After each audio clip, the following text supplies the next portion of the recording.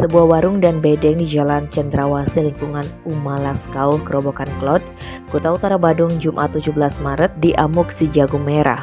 Insiden itu membuat tempat tersebut dan barang di dalamnya ludes. Kasih Humas Polres Badung itu Ketut Sudane menjelaskan peristiwa ini diketahui wanita pemilik warung sekaligus bedeng lasih 60 tahun dan karyawannya Sarpi Pujati 52 tahun. Kala itu sekitar pukul 7.30 keduanya sedang bekerja di warung. Pemilik warung sedang memasak sementara karyawannya mencuci piring.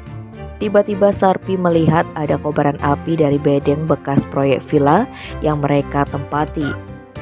Sehingga wanita asal Banyuwangi ini segera memberitahu Lasih dengan berteriak kebakaran. Kedua wanita ini lantas keluar warung untuk menyelamatkan diri dan menghubungi pemadam kebakaran.